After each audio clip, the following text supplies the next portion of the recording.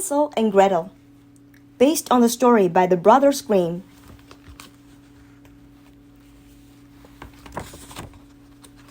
Retold by Katie Danes. Illustrated by Jink McCafferty. Chapter 1. Hunger in the Forest. Hansel and Gretel heard their stepmother shout, "Dinner!" and came running. It was only a slice of bread, but they were starving. Their stepmother looked even more grumpy than usual. "What do you expect?" she snapped. "With so little money, all we can afford is bread." The children's father sighed. "It's not my fault no one buys wood anymore," he said.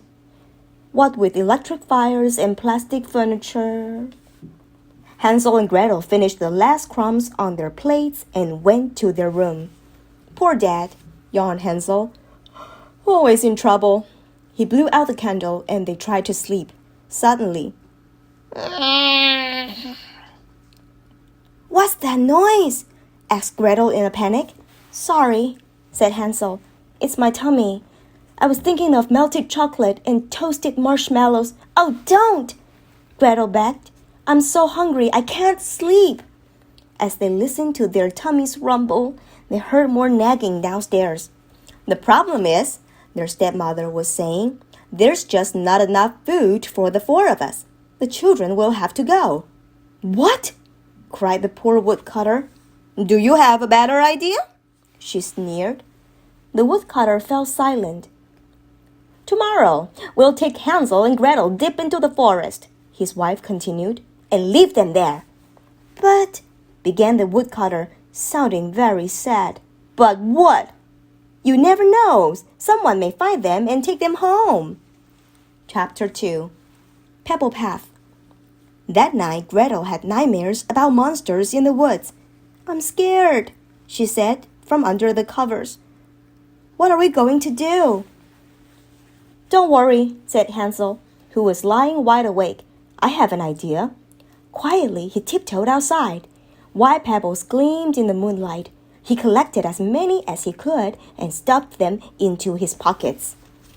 "Wake up, my little sugar plums," called the stepmother soon after dawn. "We're going on a lovely walk today." Hansel squeezed Gretel's hands as they left the house, pretending they knew nothing. "Hurry up, Hansel," said his stepmother after a while. She didn't see him drop pebbles, one by one, behind him. The sad woodcutter walked on ahead, his head down and his shoulders hunched. "Perhaps the children should rest," said the stepmother finally. They were standing in the gloomy clearing. "You two sit here, while your father and I, cut some wood." "I'll make you a fire first," said the woodcutter. "Come on," called his wife impatiently, and she dragged her husband into the forest. A ghostly mist hung over the clearing. Hansel warmed his hands by fire. "Cheer up, Gretel," he said, trying to smile. They lay down on some squishy moss and were soon fast asleep. "Wake up!" cried Gretel, shaking Hansel. "It's already dark and I'm freezing." Where?" said Hansel, looking around him. The mist had gone and a pebble gleamed in the moonlight. "Let's go," he said, taking Gretel's hand. His pebble trail led them through the shadowy forest and all the way home. Chapter 3. A Trail of Crumbs. "Hansel! Gretel!" called the woodcutter in surprise. The stepmother heard their names and froze. "Drat!" she snarled. "They're back." "We're starving," moaned Hansel.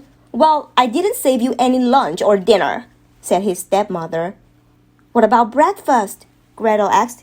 "Here, you can have my bread," said the woodcutter. His wife scowled at him. That evening, Hansel and Gretel were relieved to be in their own room, but they didn't trust their stepmother at all. With his ear to the door, Hansel heard the stepmother's voice grow louder. "We'll take them deeper into the forest this time," she declared. "They'll never find their way out." "You heartless woman," muttered the woodcutter. What? She barked. Do you want us all to starve? Hansel and Gretel lay trembling in their beds. When all was quiet, Hansel crept off to find more pebbles. But he couldn't open the front door. His stepmother must have locked it. Wakey, wakey, rise and shine, said the stepmother early next morning. She forced Hansel and Gretel out of bed, gave them a slice of stale bread to share, and marched them into the forest. Hansel's tummy was grumbling, but he didn't eat his half of the bread. Instead, he crumbled it along the way to leave a second trail. Soon the trees were so thick they blocked out the sky. Another lovely place for a rest, said their stepmother cheerfully. The woodcutter sighed and made a fire. He couldn't bear to look at his children. Don't panic, Hansel said to Gretel. When they were alone, we can follow the breadcrumbs home. He turned to see a blackbird pecking at the crumb. Shoo! He cried, chasing the bird away. A woodpecker swooped down and took another crumb. No! Shouted Hansel. Birds twittered from every tree. Hansel and Gretel looked for more crumbs, but not a single one was left. What do we do now? Asked Gretel, shivering. Chapter 4. The Hidden House. By morning, Hansel still didn't have a plan. Let's just walk until we find the edge of the forest, suggested Gretel. All day they walked past tall trees and spiky branches.